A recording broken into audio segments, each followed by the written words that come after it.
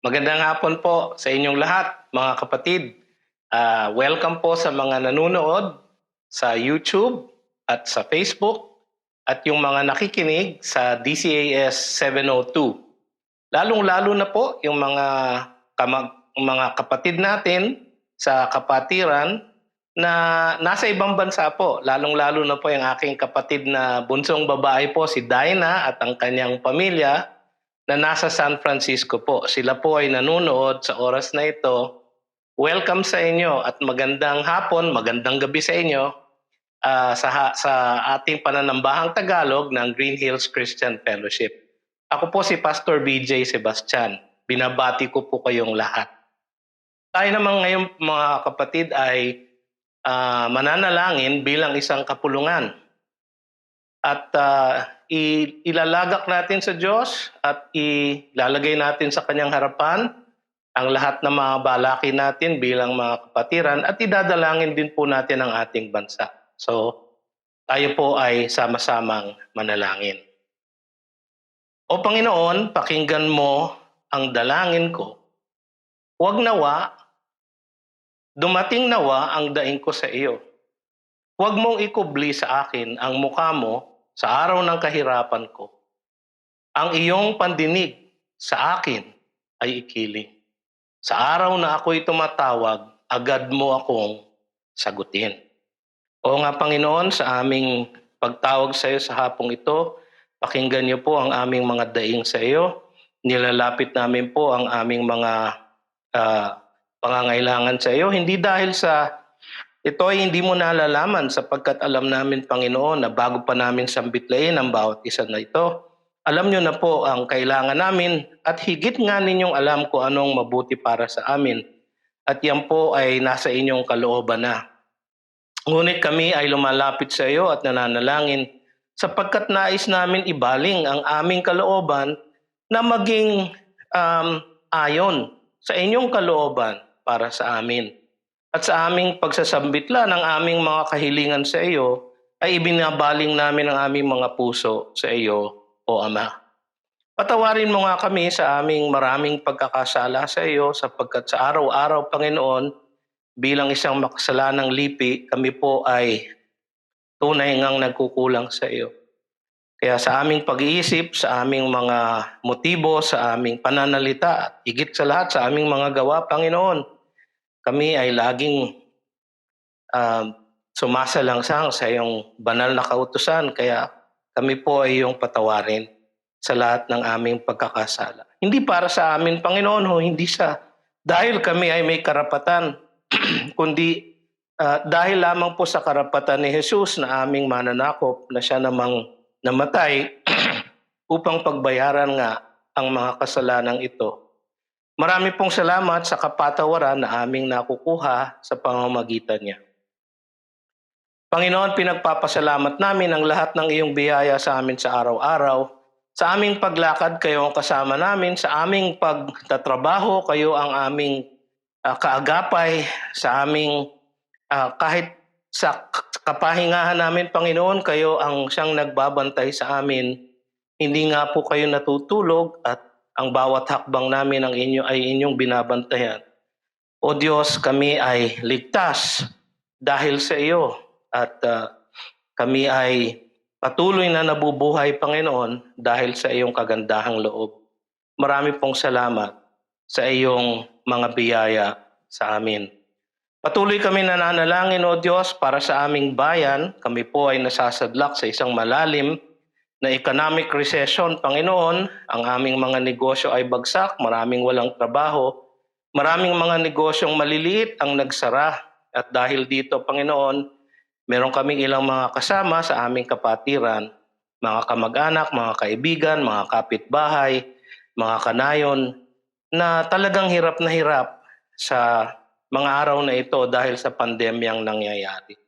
Kayo nga po ang magbigay ng madaling lunas sa pandemyang ito.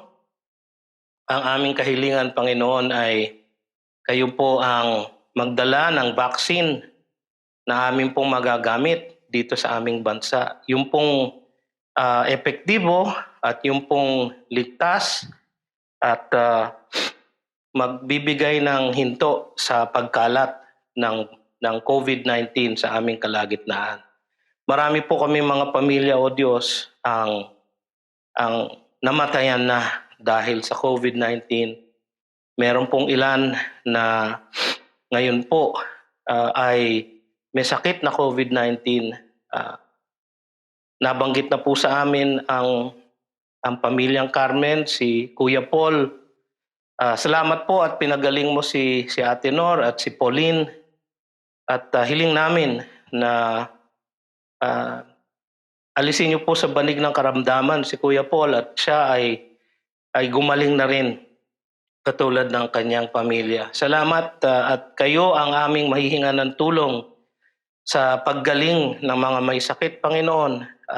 Pinadalangin namin ang may cancer, ang may diabetes, ang may kidney disease, ang may sakit sa puso. Marami po yan sa aming kalagitnaan, ngunit kayo ang aming dakilang manggagamot at siya naming inaasahan na magpapagaling sa amin. O Diyos, dalangin din namin ang mga pinuno ng aming bansa. Kayo po ang magpala sa kanila, bigyan niyo po sila ng katalinuhan, bigyan niyo sila ng katatagan, O Diyos, at higit sa lahat, bigyan niyo ng isang espiritu ng paglilingkod, Panginoon, upang sila ay maging tunay ninyong lingkod para sa ikabubuti ng bayan at sa ikatatahimik ng aming kapaligiran.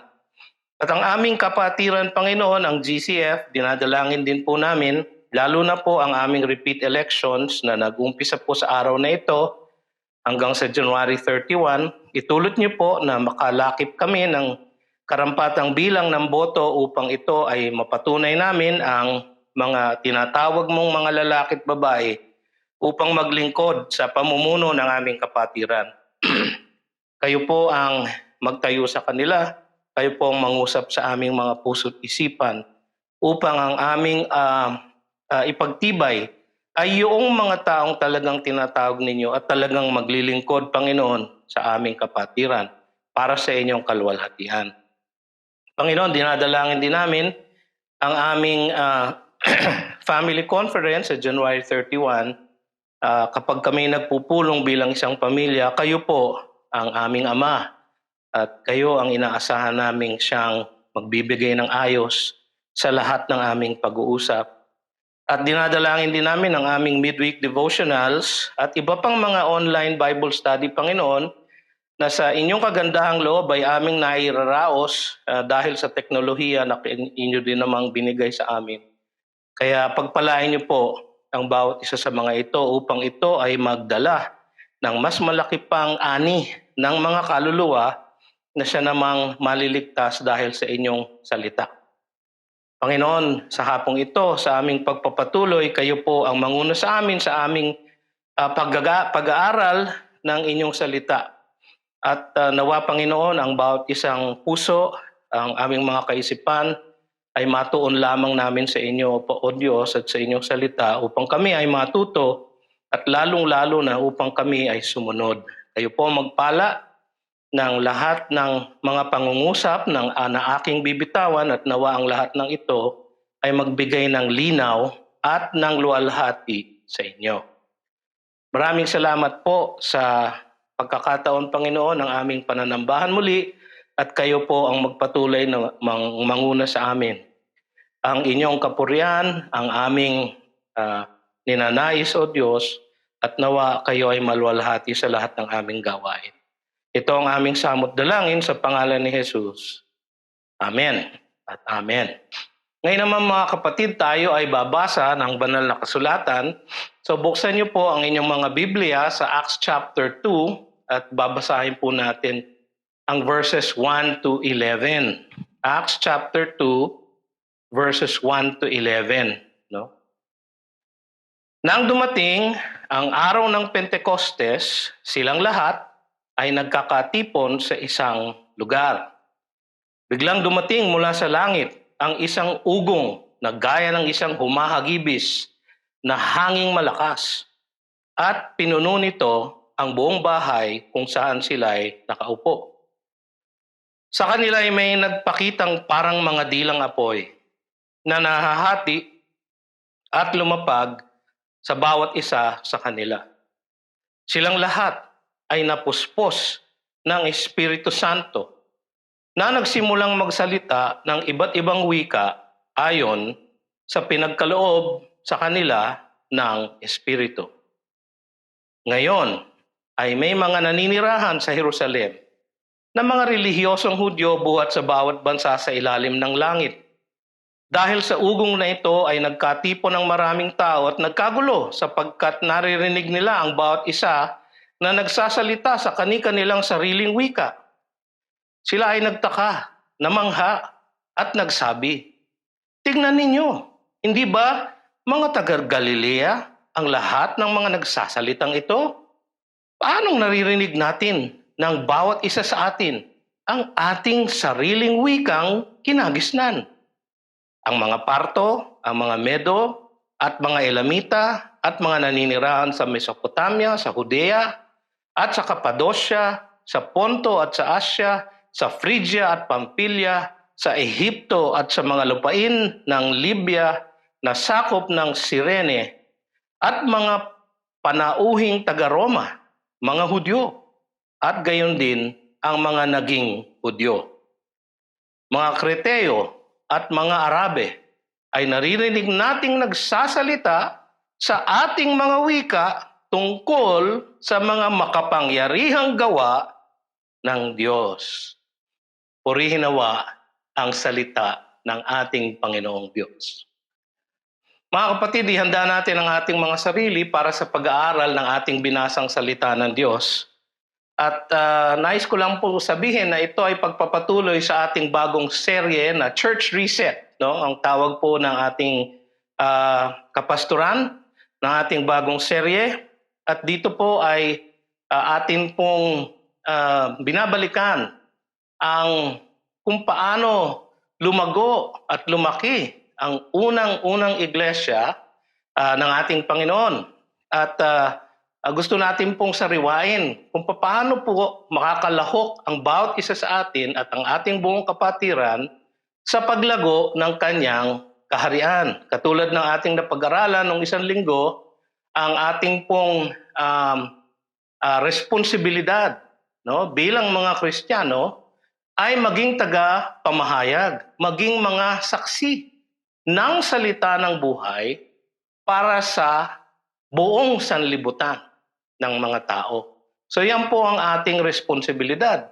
At ang ating pong kapatiran, tayo po ay magkakasamang humahayo at meron po tayong mga balakin at plano, mga strategiya upang maisagawa natin ito sa ating mga maliliit na growth group at sa kalaganapan upang sa gayon tayo ay makilahok sa pagpapalago ng kanyang kaharian. Ang pamagat po ng ating mensahe sa hapong ito ay ang kapangyarihan ng iglesia, ang Espiritu Santo. Mga kapatid, ang Espiritu Santo madalas ay nakakaligtaan natin bilang miyembro ng Trinidad, Ama, Anak at Espiritu Santo. At dahil siya palagi ay nababanggit ng huli, kung minsan hindi natin siya masyadong nabibigyan ng pansin. Nakakalimutan ng marami na ang kanyang pagkawala sa buhay ng iglesia ay siya ring pagpanaw ng buhay ng iglesia. Ulitin ko po yun. Ang kanyang pagkawala sa buhay ng iglesia ay siya ring pagpanaw ng buhay ng iglesia. So napakahalaga po ng Espiritu Santo. Walang kapangyarihang magbago ng buhay ang iglesia kung wala ang diwang banal sa kalagitnaan nito. Wala rin kapangyarihang magbagong buhay ang isang Kristiyano kung hindi siya pinananahanan at nagpapasakop sa Espiritu Santo. Kung minsan hindi natin nabibigyan ng karampatang atensyon at halaga ang diwang banal sa ating mga iglesia. Siguro dahil sa ilang dahilan. At lalo na sa ating mga Baptist, no? O yung mga conservative Baptist. Dahil po siguro, sobrang ating pagtitiwala sa ating sariling kakayanan. dahil marunong po tayo ng doktrina, maalam po tayo sa Biblia, akala natin, kaya natin gawin ang ebanghelismo sa ating sariling lakas na ito ay nakukuha sa galing ng pananalita o nakakaakit na pagbabahagi ng ebanghelyo. Ito ay isang trahedyang malaki na nagpapatuloy sa iglesyang ebangheliko sa ating kapanahunan. Kung minsan din, dahil sa pag-aabuso ng ibang mga Pentecostal nating mga kapatid, dumidistansya tayo sa kanilang mga nakasanayang gawi na charismatic. Katulad halimbawa ng speaking in tongues at iba pang mga, sabi nila, manifestasyon ng diwang banal. Tunay nga na ang iba sa mga ito ay hindi ayon sa tamang basa ng Biblia. Ngunit, mga kapatid, ang malalim na pag-asa nila sa pagkilos ng diwang banal ay isang bagay na siguro dapat nating bigyan ng pansin. Kasi sa pagnanasa natin na tayo ay hindi maibagay sa kanila o mahalin tulad sa kanila, kung minsan nagpakakalayo-layo tayo sa kanilang mga gawain. At siguro tama rin naman na gawin natin yon, pero ang hindi natin nabibigyan ng pansin ay yung lalim ng kanilang pananalangin, ng kanilang pag-asa sa kilos ng diwang banal sa kanilang buhay. Kuminsan kasi dahil sa marami tayong alam sa Biblia, kabisado natin ng doktrina Kristiyana, ay umaasa lamang tayo sa ating nalalaman sa ating ulo at hindi sa ating nararamdaman sa ating kalooban. Hindi ko po hinahanap o hindi ko po sinasabi dito na tayo ay dapat laging emosyonal. No? Hindi po yun ang ibig kong sabihin. Ngunit baka kailangan natin tingnan, mga kapatid, yung lalim ng pagtiwala, pananalig, pag-asa, sa kilos ng Espiritu Santo. Na kung minsan, hindi natin maipaliwanag sa mga nababasa natin o sa kaalaman natin mula sa Biblia. Pero isang bagay ang dapat natin tandaan. Ang bawat pinapamalas ng Espiritu sa ating buhay at sa ating kalagitnaan ay laging nakatuon sa nakasulat na sa Biblia.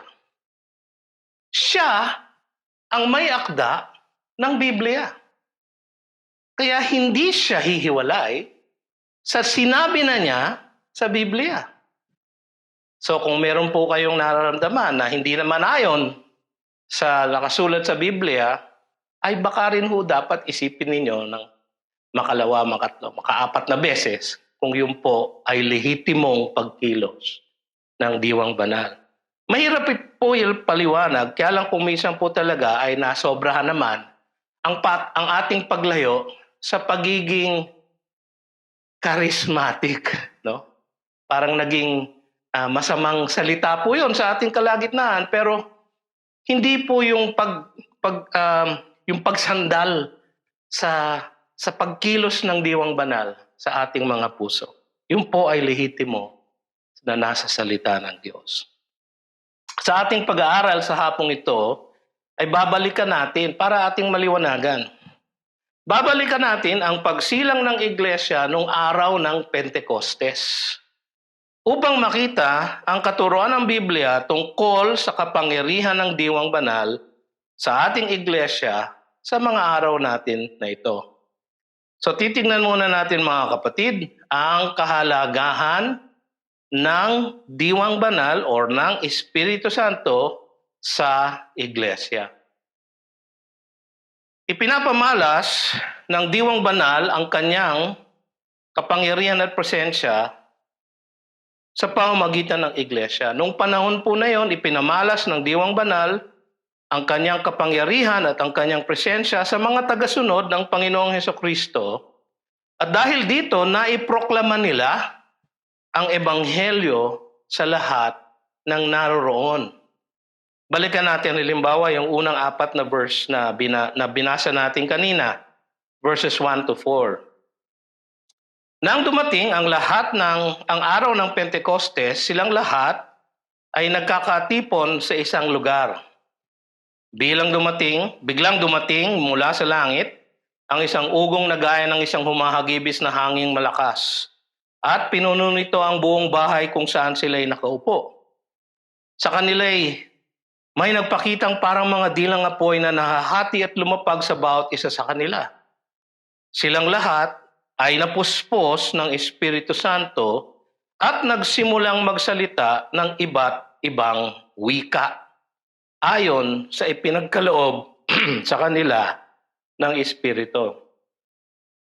Mga kapatid, ang araw ng Pentecostes ay isang kapistahan ng mga Hudyo na ipinagdiriwang mga 50 days or 50 araw pagkatapos ng Passover.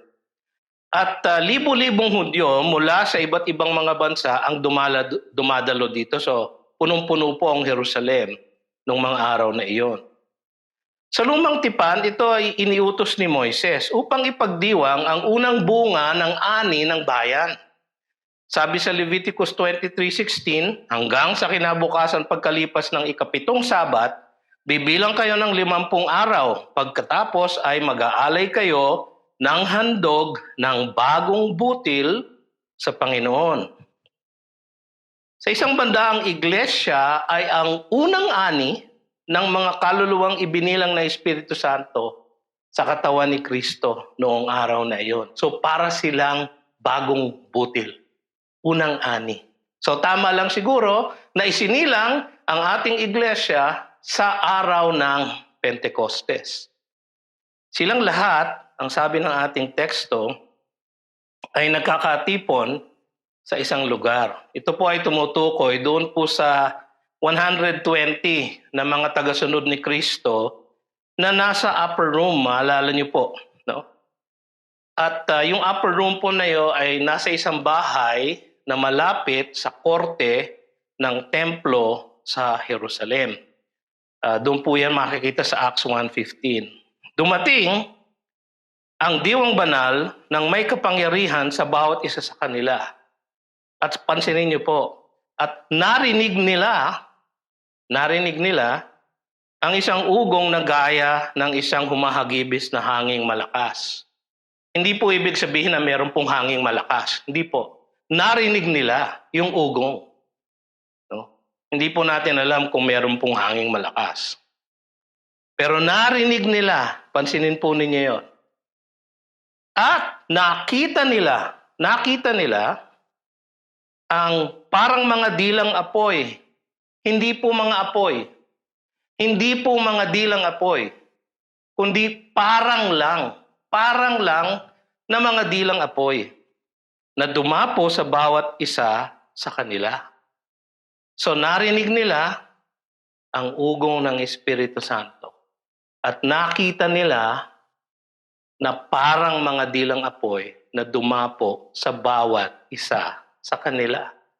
So nagpamalas po ang Espiritu Santo sa kanila sapagkat ito ang unang pagkakataon na sila ay dinapuan ng diwang banal. Ang sabi sa verse 4, silang lahat ay napuspos ng Espiritu Santo at nagsimulang magsalita ng iba't ibang wika ayon sa ipinagkaloob sa kanila ng Espiritu. Ang pangyayari na ito ay ipinangako ni Jesus. Doon po sa verse 5 ng Acts 1, sabi niya, sapagkat si Juan ay nagbautismo sa tubig, subalit hindi na aabuti ng maraming araw mula ngayon, yun po ay bago siya nag-ascend sa langit po, na kayo'y babautismuhan sa Espiritu Santo. Babautismuhan, ilulubog, ma-overwhelm po. No? Ganun po ang kanilang pakiramdam. Kaya para silang nakarinig ng isang malakas na hangin at nakakita sila na parang mga dilang apoy. Nagpamalas po sa kanila, nagparamdam po sa kanila ang Espiritu Santo sapagkat ito po ang unang pagkakataon na sila ay inilagay ng Espiritu Santo sa iglesia na kanyang isinisilang. Nakuha niyo po? Ito po ang unang pagkakataon. Ito ang bautismo ng Espiritu Santo na pinropesiya ni Juan Bautista. Sa Matthew 3:11, sabi ni Juan Bautista doon, binabautismohan ko nga kayo sa tubig para sa pagsisisi, ngunit ang dumarating na kasunod ko, si Jesus po yun, ay mas makapangyarihan kaysa sa akin. Hindi ako karapat-dapat magdala ng kanyang sandalyas. Kanyang babautismohan kayo sa Espiritu Santo at sa apoy. Kanyang ilulubog kayo. Yung pong ibig sabihin po ng baptizo. Ilulubog po. No? Kaya po tayo, lubog po tayo magbautismo. No? Kanyang ilulubog kayo sa Espiritu Santo at sa apoy. Ang bautismo ng Espiritu Santo, makinig po kayo dito, importante po to. Ang bautismo ng Espiritu Santo ay isang gawain ng Diyos na kung saan ang isang mananampalataya ay ipinapanganak na muli at inilalakip o ibinibilang ng kanyang espiritu, ng Espiritu Santo sa iglesia na siyang katawan ni Kristo. Isang mananampalataya po ay ipinapanganak na muli at inilalagay po ng Espiritu Santo na kabilang sa kanyang katawan. Yun po ang bautismo ng Espiritu Santo. Mula sa oras na iyon, siya, ang Espiritu Santo, ay mananahan ng permanente sa mananampalatayang iyon. So ang bautismo po ng Espiritu Santo para sa atin ngayon ay kasabay ng ating pananampalataya kay Jesus. Sa oras na tayo ay ipanganak na muli ng Espiritu Santo at tayo ay manampalataya sa Kanya, yun pong oras na iyon, tayo po ay babautismohan o binautismohan sa Espiritu Santo. At inilakip o ibinilang niya o inilagay niya sa katawan ni Kristo ang iglesia. Yun po ang bautismo ng Espiritu Santo. Ipinangako po ni Jesus, pinropesiya ni Juan Bautista at natupad dito sa pangyayaring ito. Ito pong pangalawa na kailangan nyo maunawaan. Ang pagpuspos ng Espiritu Santo. So meron pong pagbautismo ng Espiritu Santo at merong pagpuspos o pagpuno, feeling, no, ng Espiritu Santo ay kapag ang isang mananampalataya ay nagpapailalim at nagpapasakop sa kontrol ng diwang banal. Na siya namang nananahan na sa kanya. So ang diwang banal po, pagka ibinilang na tayo sa katawan ni Kristo, siya po ay mananahan ng permanente sa atin. At tayo ay napupuspos ng Espiritu Santo o napupuno niya kapag tayo ay nagpapailalim, nagpapasakop sa kanyang kontrol. Kasi siya'y nananahan na sa atin. Kaya lang po, hindi po kasi palagi tayong masunurin eh. Hindi po tayo palaging nagpapasakop eh. Hindi po tayo palaging nagpapailalim eh sa Espiritu Santo eh. Madalas nga po tayo yung nagpupumiglas at gusto nating gawin ang gusto natin, ang ating sariling kalooban. Kaya po sa tuwi-tuwi na, paulit-ulit, ang pagpuspos at pagpuno ng Espiritu Santo. Minsan lang po ang bautismo ng Espiritu Santo, pero paulit-ulit po ang pagpuno at pagpuspos niya sa atin. Sana po malinaw po yon. Kaya po niya ginagawa yon upang magbunga ng paglago sa kanyang buhay espiritual, ang mananampalataya na yon, at upang makagawa siya ng inuutos sa kanya ng Diyos. Kaya sabi po sa Ephesians 5:18, huwag kayong magpakalasing sa alak na ito ay labis na kahalayan, kundi mapuno kayo ng Espiritu. Yung po salitang mapuno, sa salitang Griego po ay isang salita na nangyari na ngunit paulit-ulit na nangyayari, no? Sa Colossians 3:16, inilalarawan dito kung paano tayo pwedeng sumailalim sa kontrol ng Espiritu Santo. Ang sabi sa Colossians 3:16, manirahan nawang sagana sa inyo ang salita ni Kristo ayon sa lahat ng karunungan. Kasi pag tinignan niyo po yung Ephesians 5:18 at tinignan niyo po yung Colossians 3:16, yung resulta po ng dalawang verse na yon ay pareho. Thanksgiving, pag-submit sa isa't isa.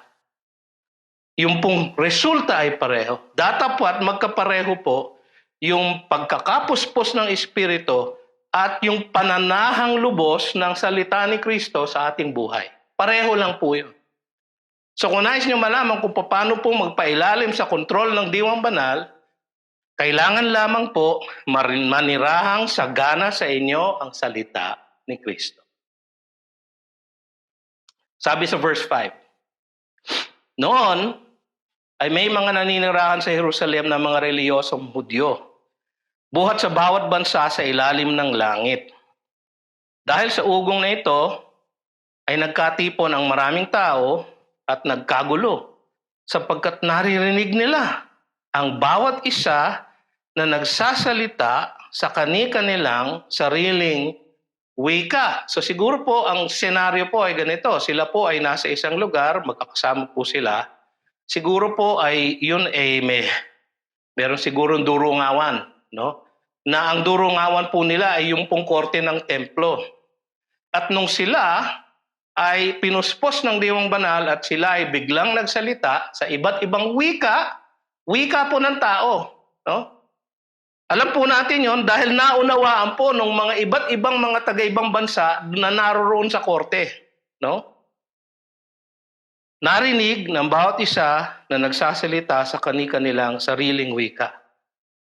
Kaya nagtipon po yung mga tao sapagkat nagpoproklama na ng salita ng Diyos ang mga alagad niya. Sabi sa verse 7, sila ay nagtaka ng mangha at nagsabi, tingnan ninyo, hindi ba mga taga-Galilea ang lahat ng mga nagsasalitang ito? Paano naririnig natin ang bawat isa sa atin ang ating sariling wikang kinagisnan?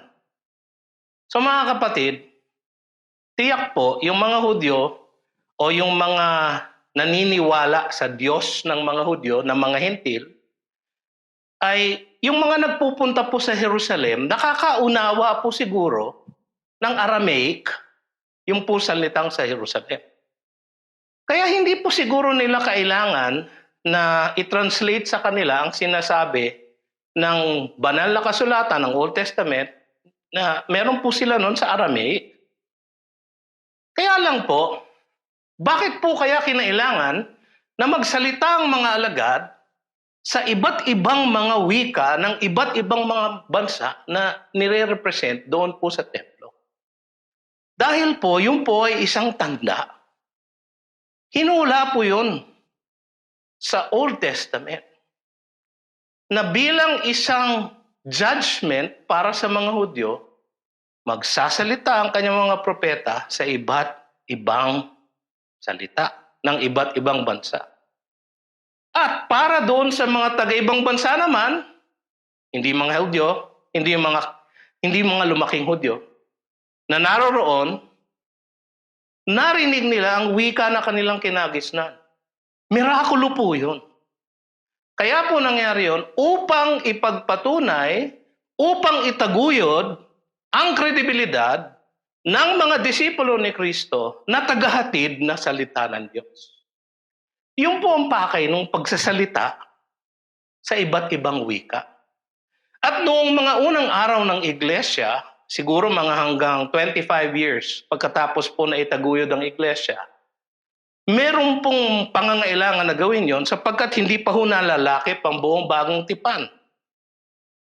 At dahil po doon, kailangan po sa tuwi-tuwi na ay maitaguyod ang kredibilidad ng mga apostol bilang mensahero ng salita ng Diyos. Pagkatapos po ng mga 25-30 years, pagdating po sa 1 Corinthians, 2 Corinthians, wala na po tayong makikita na pangyayari na meron pa pong nagsasalita sa iba't ibang wika. So, maaaring doon po ay tumigil na ito bilang isang tanda, bilang isang sign ng kredibilidad ng isang apostol. So mga kapatid, kaya hindi na po natin siya hinahanap ngayon dahil kumpleto na po ang banal na kasulatan. Sa verses 9 to 11, in-enumerate po ang mga bayan na nire-represent po roon. Yung iba po mga pangalan doon, baka hindi po ninyo nare-recognize. Nag-umpisa po yung enumeration magmula sa west. So magmula sa west. Sandali, no? Yan. Magmula sa west ng Israel, papunta sa east.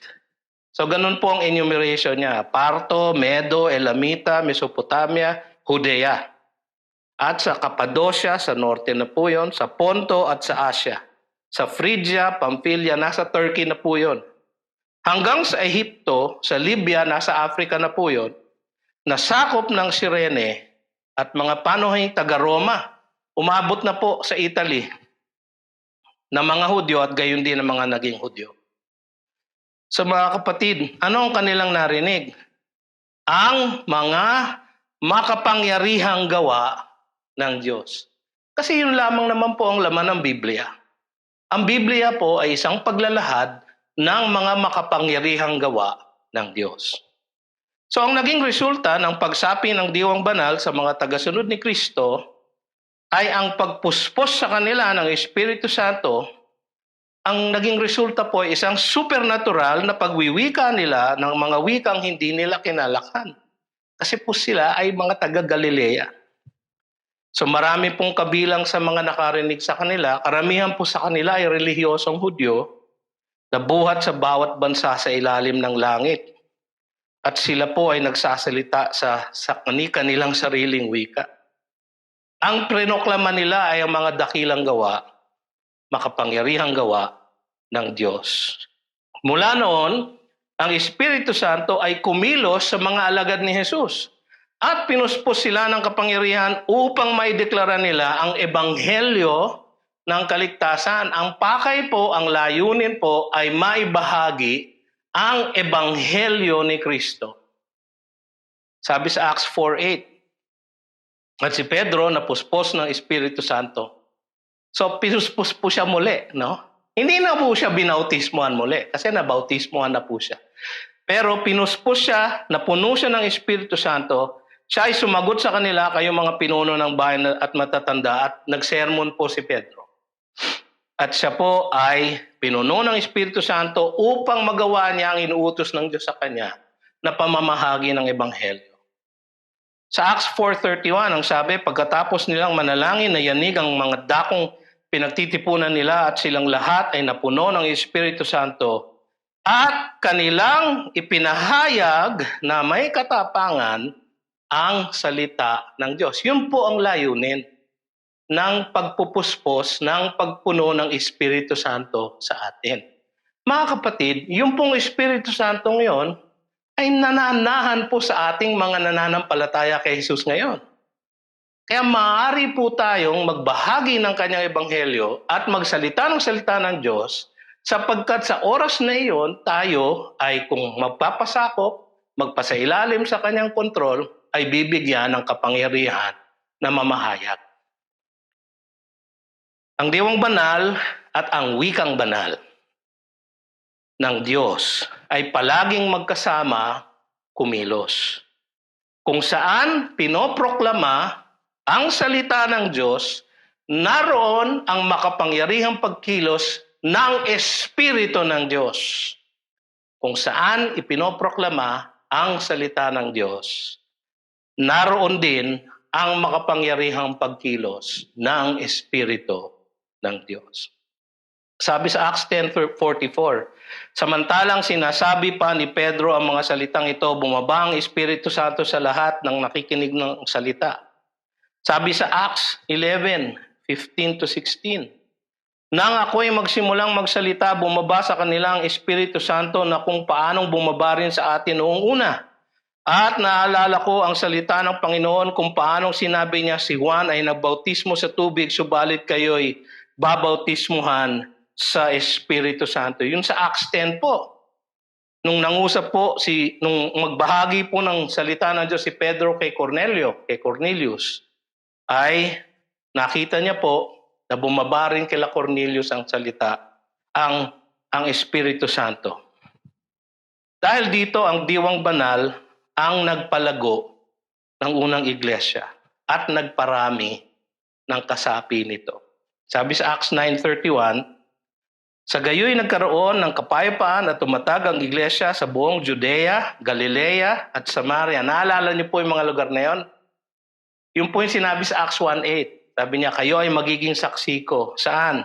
Sa Jerusalem, sa Judea, sa Samaria. Acts 9 po, no, nakarating na po ang ebanghelyo sa mga lugar na iyon. Na namumuhay na may takot sa Panginoon, yung po ang isang resulta ng Diwang Banal. At may kaaliwan ng Espiritu Santo, ito ay dumami ang iglesia ng Panginoon. Pagdating po ng Acts 9, hindi na po mabilang kung ilan ang miyembro sa dami.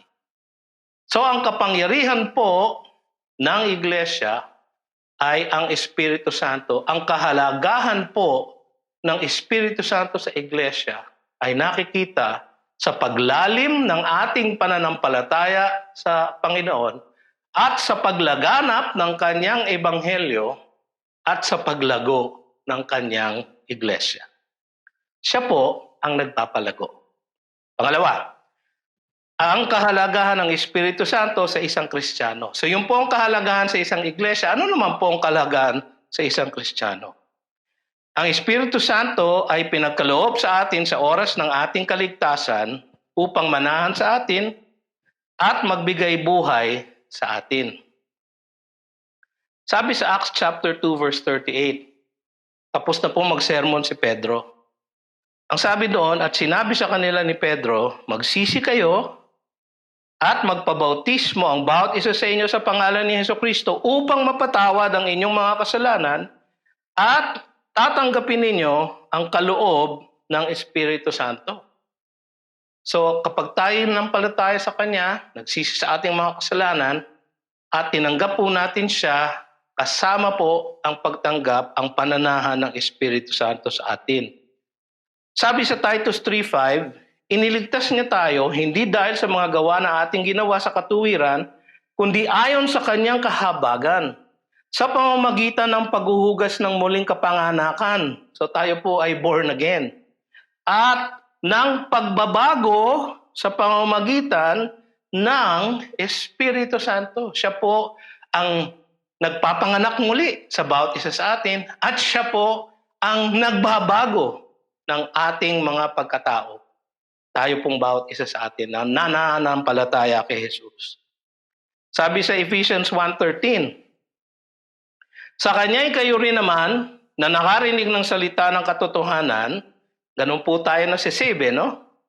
Ang ebanghelyo ng inyong kaligtasan, narinig natin siya, at kayo na sumampalataya sa Kanya, yung po ang resulta nun, ay tinatakan na ng ipinangakong Espiritu Santo. Tinatakan po tayo ng Espiritu Santo. Yung po ang ating marka para tayo po ay tiyak na makarating sa ating mana sa langit. Yung po sabi ng Ephesians 1:13. Ang pinagmula ng kapangyarihan ng mga salita ni Jesus ay ang Espiritu ng Diyos. Na siya rin magbibigay ng kapangyarihan sa atin sa ating pamamahagi ng Ebanghelyo. Yan po ang kahalagahan ng Espiritu Santo sa ating buhay. Sabi sa John 3:34, sapagkat siya na sinugo ng Diyos ay nagsasalita ng mga salita ng Diyos sapagkat hindi niya sinusukat ang pagbibigay niya ng Espiritu. Espiritu po ng Diyos. Ang Espiritu po ng Diyos ang nagpapalakas sa atin upang tayo ay makapagbahagi ng salita ng Diyos. Ang sabi kanina sa Acts 1:8, last week na pag-aralan po natin to, ngunit tatanggap kayo ng kapangyarihan. Sabi sa Acts 1:8, pagbaba sa inyo ng Espiritu Santo. At dahil po doon, maaari tayo maging saksi sa Jerusalem, sa buong Judea, sa Samaria, at hanggang sa kadulu-duluhang bahagi ng lupa. Mga kapatid, ang Pilipinas po ay kadulu-duluhang bahagi po ng lupa. At tayo po ay inabot ng Ebanghelyo dito dahil sa pagkilos ng Espiritu Santo sa buhay ng mga sumunod kay Kristo Jesus. Ang Diwang Banal ang siyang nagpapalakas sa atin at nagtataguyod ng ating buhay espiritual.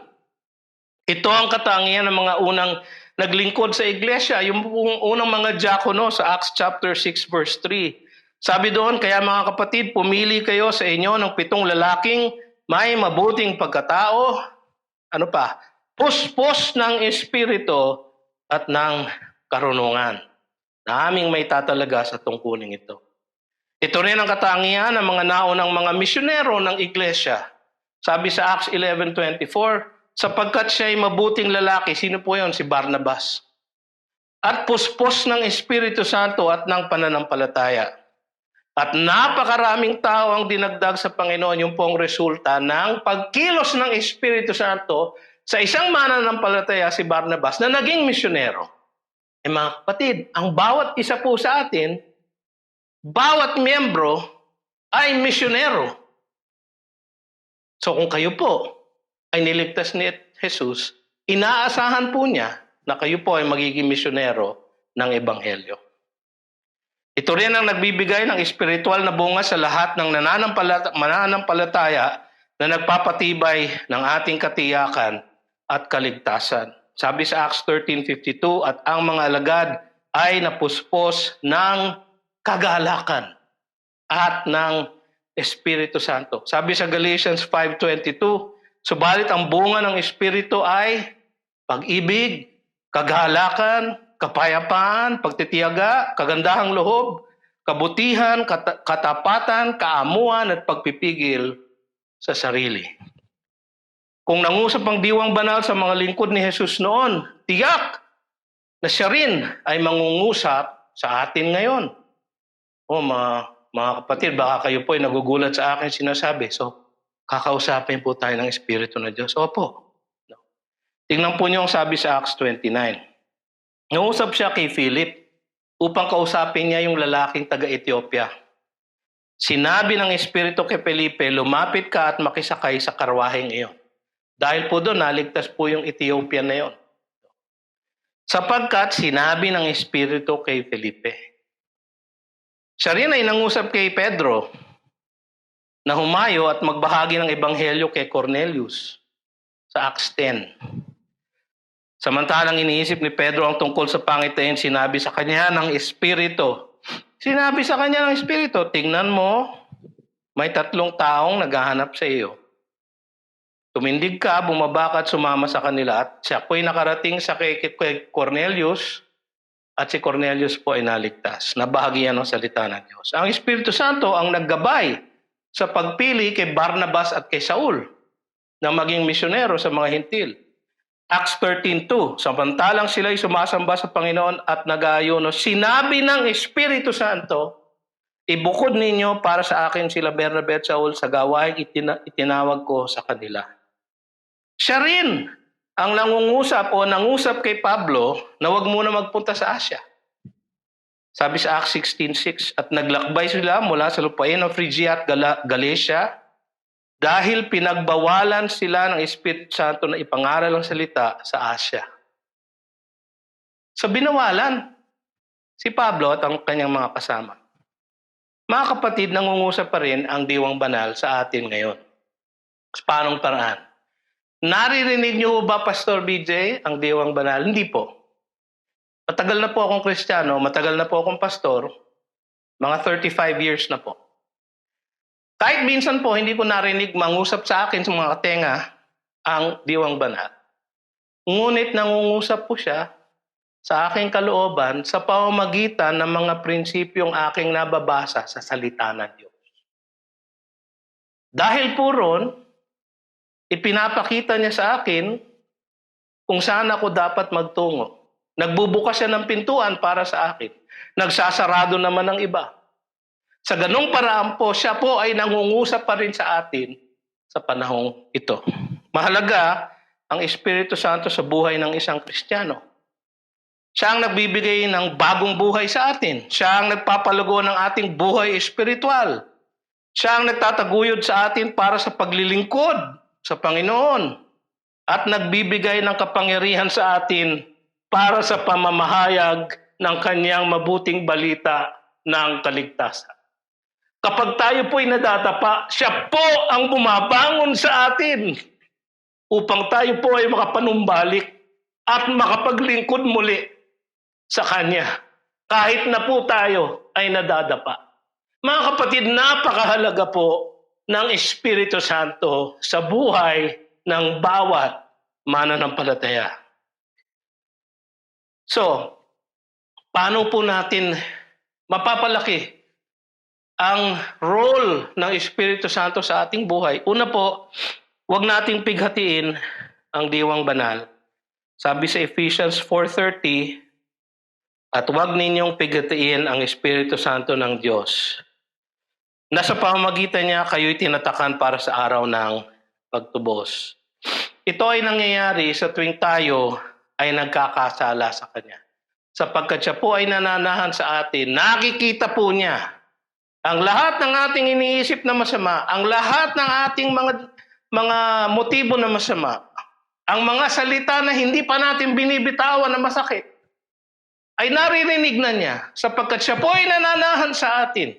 Sa tuwing tayo ay nagkakasala sa harap ng Espiritu Santo. Sa harapan niya mismo. Mga kapatid, kaya mangilabot po tayo sa ating pagkakasala. Sapagkat sa harap ng Espiritu Santo mismo tayo nagkakasala. At dahil yan po, napipighati po siya. So, iwasan po natin ang pagkakasala. Paano po? Kailangan po sa tuwi-tuwi na tayo ay napupuno ng Espiritu Santo. Paano po? Kailangan po nating ipinupuno ang ating isipan at ang ating puso ng Kanyang salita. Ipangumpisal natin sa Diyos ang lahat ng ating mga kasalanan sa tuwi-tuwi na. Pangalawa, huwag nating patayin ang pagningas ng Espiritu. 1 Thessalonians 5:19. Huwag ninyong patayin ang ningas ng Espiritu. Ito ay nangyayari kapag hinahadlangan natin ang iba sa kanilang paglilingkod sa Panginoon. O di kaya ay nagiging balakid tayo sa pagkilos ng Espiritu Santo sa mga ministeryo ng ating kapatiran. Mga kapatid, baka naman kung minsan, tayo ay nagiging hadlang. Imbis na nakakatulong, tayo nakakatisod. Mga kapatid, yun po ay ang pagpatay ng pagningas ng Espiritu. Iwasan po natin yon. Kusa tayong magpasakop sa pangangasiwa ng Espiritu Santo sa ating mga buhay at sa buhay ng ating iglesia. Hindi siya namimilit po, mga kapatid. At hinihintay niya ang ating pagpapailalim at pagpapasakop sa Kanya. Ngunit, kung lagi natin siyang tutuligsain, pipighatiin, papatayin ang Kanyang pagningas, mawawalan tayo ng bukal ng pagpapala sa ating buhay. Siya po ang bukal ng pagpapala sa ating buhay. Sumailalim tayo sa pagpupuspos ng Espiritu Santo sa atin. Sabi sa Galatians 5:16, subalit sinasabi ko, lumakad kayo ayon sa Espiritu. Ang ibig sabihin lang nun, ayon sa salita ng Diyos. At huwag ninyong bigyan kasiyahan ang mga pagnanasa ng laman. So simple lang po. Basahin po natin ang Biblia sapagkat doon tayo makakalakad ayon sa Espiritu. Pag hindi natin po binabasa ang ating mga Biblia, hindi tayo nakikilahok sa mga Bible study, hindi tayo nagba-Bible study ng personal. Mga kapatid, hindi po tayo mapupuspos ng diwang banal. Hindi po tayo makalalakad ng ayon sa Espiritu. At lagi na lang nating bibigyan daan ang pagnanasa ng ating laman. Yun pong sinasabi nung talatang yon. Kaya mga kapatid, kailangan nating mapuno ng Kanyang salita. Kailangan nating sumunod sa Kanyang kalooban. Kapag ang Kanyang salita ang laman ng ating mga pag-iisip, ito rin ang gagabay sa ating pagkilos at pagdedesisyon sa buhay. Mga kapatid, napakahalaga ng Espiritu Santo sa buhay ng iglesia. Napakahalaga ng Espiritu Santo sa buhay ng isang mananampalataya. Kapag tayo ay puspos at puno ng kanyang Espiritu, tayo ay mamamalagi sa presensya ng ating dakilang Diyos. Gugustuhin natin ang kagustuhan niya. Loloobin natin ang kalooban niya. Gagawin natin ang pinag-uutos niya. Mamumutawi sa mga labi natin ang kanyang salita at mabuting balita ng kaligtasan. Makapaglilingkod tayo sa kanyang kapangyarihan. Tayo po'y manalangin. Panginoon naming Diyos, marami pong salamat sa inyong paalala sa amin sa hapong ito. Kayo po ang pumukaw sa aming puso't isipan at kumilos sa aming mga kalooban upang kami ay sumunod. At patuloy at sa tuwi-tuwi na ay magpasailalim, magpasako sa kontrol ng inyong diwang banal. Sa mga salita mo, Panginoon, punuin mo kami ng iyong mga salita. Itulot mo na kami maging masipag sa pag-aaral ng inyong salita sa araw-araw, O Diyos. At sa ganung paraan, kami ay laging mapuno at mapuspos ng inyong diwang banal upang kami ay makasunod sa iyo, upang kami ay makapaglingkod sa iyo. Ito ang aming samot dalangin sa pangalan ni Jesus na aming mananakop at tagapagligtas, sa pangalan ng Espiritu Santo na siyang nagbibigay ng kapangyarihan sa amin, at sa pangalan ng Ama na siyang nagkaloob ng kaligtasan sa amin. Amen at Amen.